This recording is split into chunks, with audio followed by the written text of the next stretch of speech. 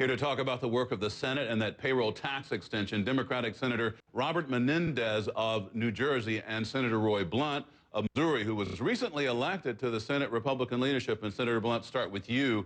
House passage of this payroll tax deal is just not a done deal yet.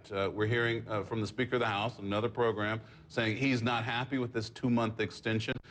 Did you all in the Senate leadership communicate with the House leadership on this, or how did all this get messed up? Well, you know, I don't know. I really don't officially become a member of the Senate leadership till we start the year next year. It's my first year in the Senate, trying to figure the Senate out still.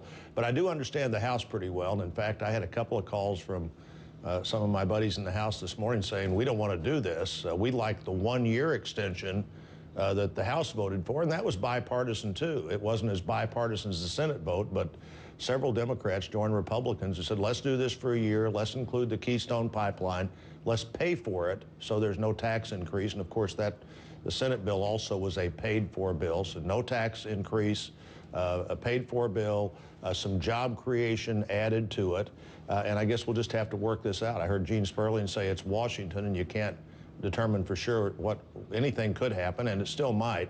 But I think our friends in the House are going to have to work through this. So, Senator Menendez, are you planning on coming back to town here? How likely is it that the Senate is actually not out here for the holidays yet?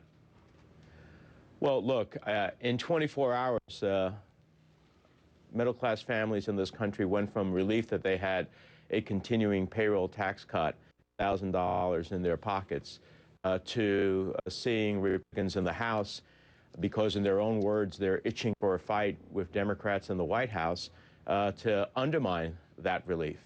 You know, I'd love to see a year too, but I want to see a year in which we pay for it in a way that doesn't take money from the middle class to give to the middle class. I mean, in the House version, they take money from middle-class families in Medicare. They take money from middle-class families in health care. They take money from middle-class civil servants. And so, you know, the question is, yeah, I'd love to see a year too. We had proposals for a year. If they're willing to stop, fighting for millionaires and billionaires and finally start fighting for the middle class, we could have a full year extension, which we all want. But there's no wonder that Frank Luntz, the key Republican pollster, has said, you know, the public doesn't trust you on middle class. This is the latest example.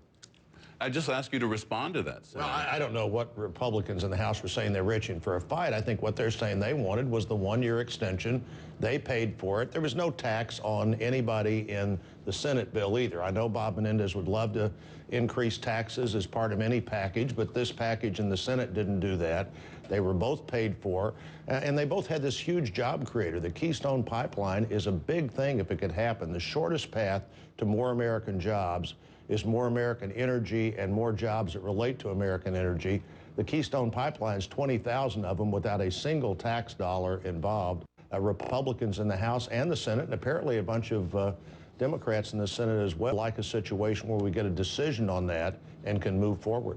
Do you think you've just sort of given the President of the United States a way out if the House were to take this bill, that he could just go, oh, 60 days, I'm not going to sign off on this into the No, I think he would sign off on it.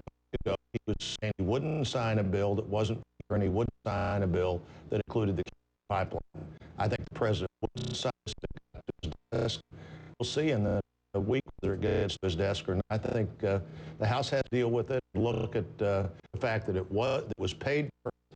It extends not just the payroll tax, but also the unemployment insurance, and there's a doctor issue that's been out there since 1997. It's been a phony pay for that would be taken care of as well. Doctors don't have their Medicare reimbursement cut back to 10-year-ago levels on January 1st, and nobody wants any of these things to happen. So I believe this will be worked out in a way that doesn't raise taxes, that hopefully creates some additional private sector jobs, as well as just funding tax. To ask you both, you've seen, I'm sure, the polls that talk about congressional approval ratings. They're really at historic lows right now, and we have a graphic we can show you.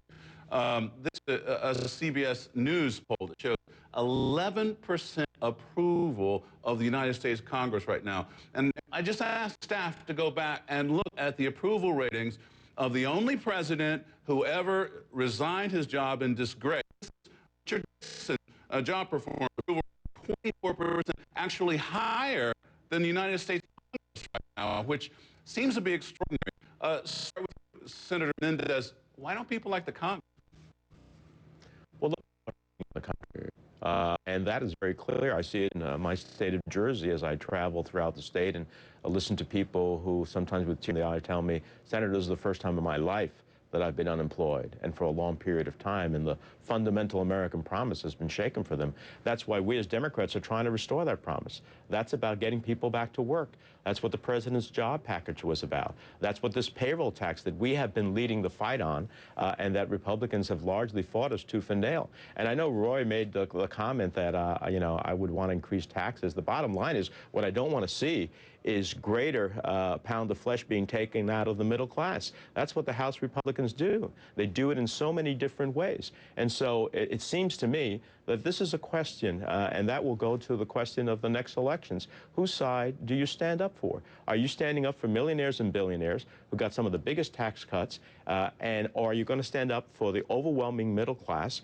And that's why every economist says to us, you need to extend both payroll tax and unemployment compensation, because not to do so, as Mark Zandi said, would throw us back into recession. Ameriprise says the extension of the payroll tax would create 1 million jobs. That's far more than ultimately would be given to giving more money to millionaires and billionaires. Senator Blunt, just go ahead. I'm sure you want to talk about that. Well, you know, I don't know who the 11% are. The Congress is almost totally dysfunctional right now. All we've done this year, in my first year in the Senate, I'm in the minority in the Senate, is barely keep doors open. And of course, are not satisfied with that.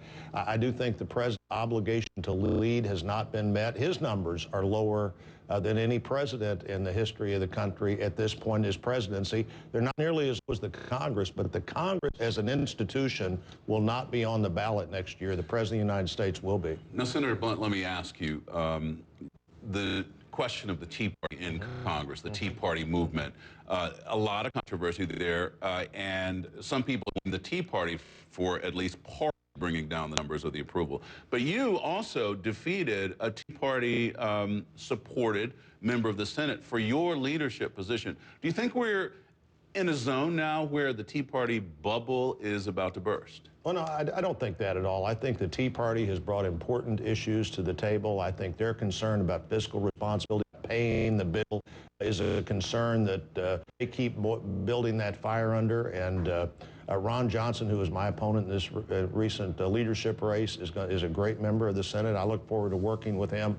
I think that the focus on where are the private sector jobs and why is the federal government spending so much money was the focus of the Tea Party in 2010. It'll be a big focus of voters in this election as well, and the Tea Party will continue to drive that message. Senator Blunt, Senator Menendez, good to see you both again, and hope to talk to you again soon. Good.